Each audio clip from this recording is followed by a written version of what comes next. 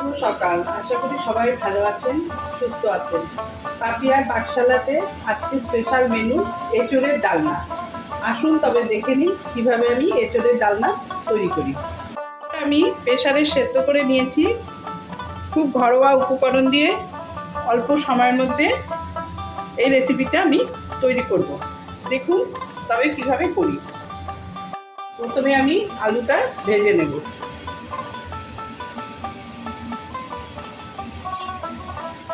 আমার গরম হয়ে গেছে। প্রথমে আমি আলুগুলো ভেজে নেব।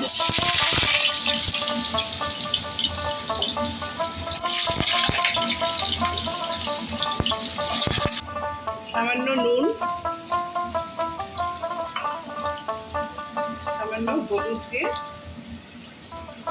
ভেজে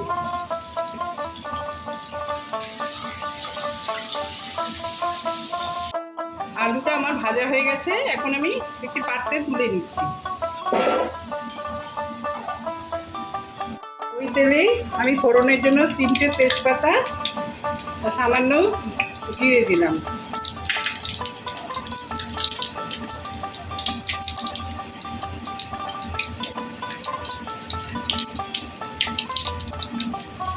এখানে আমি রসুন কুচো করে দিয়েছি, সেটা দিয়ে দিলাম। আর 4টা পেঁয়াজ কুচো করে দিয়েছিলাম, সেটাও দিয়ে দিলাম। প্রথমে পেঁয়াজ রসুনটাকে খুব ভালো করে ভেজে নিতে হবে।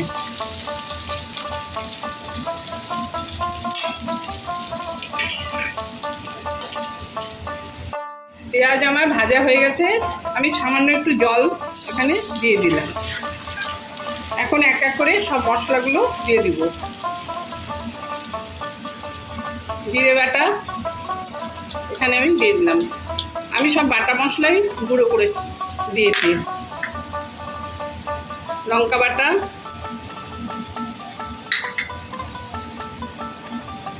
আদা বাটা, 1 চামচ হলুদ,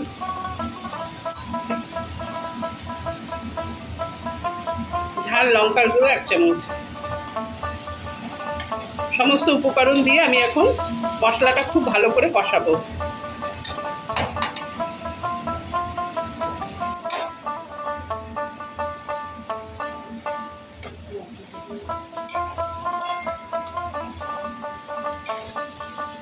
টমেটোটাও দিয়ে দিলাম। এখানে আমি 2টো টমেটো নিয়েছি।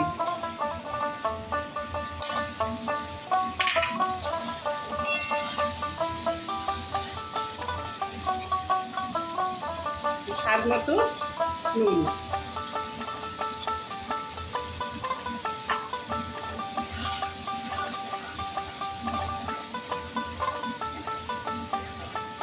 এঁচোড়ের ডালনায় একটু মশলা তেল বেশি লাগে, তাহলে খেতে ভালো লাগে না।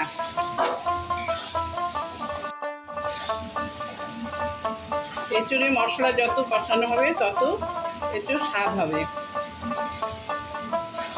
আমি সামান্য গরম জল দিয়ে আমি মশলাটা খুব কষিয়ে নিচ্ছি। রান্নায় সবসময় গরম জল ব্যবহার করবেন, রান্নাটা খুব স্বাদ হয় তাতে।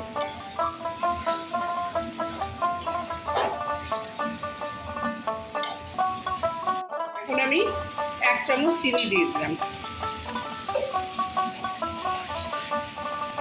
প্রথমে আমি আলুটা দিয়ে মশলার সাথে খুব ভালো করে কষিয়ে নেব। এঁচোড়টা তো আমার সেদ্ধ করাই আছে, এই জন্য আলুটা আগে দিয়ে আমি কষিয়ে নিচ্ছি, তারপর এঁচোড়টা দেব। মশলা থেকে আমার তেল ছেড়ে দিয়েছে। এখন এই অবস্থা আমি কাঁঠালটা এর মধ্যে দিয়ে দিলাম। এখন কাঁঠাল দিয়েও খুব মশলাটা ভালো করে মিশিয়ে নিয়ে কষিয়ে নেব।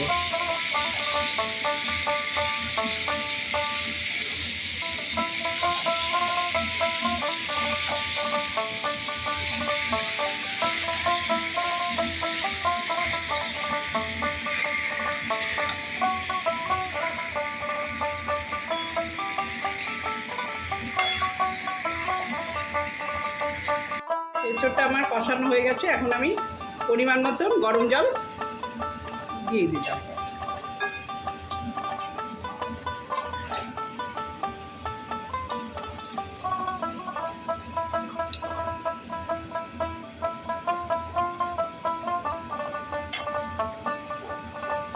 এঁচোড়ের ডালনা আমার তৈরি হয়ে গেছে।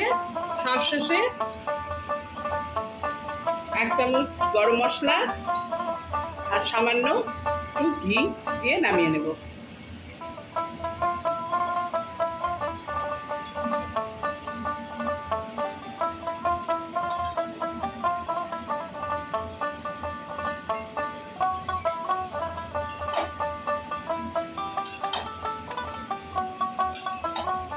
ডালনাটা আমার তৈরি হয়ে গেছে।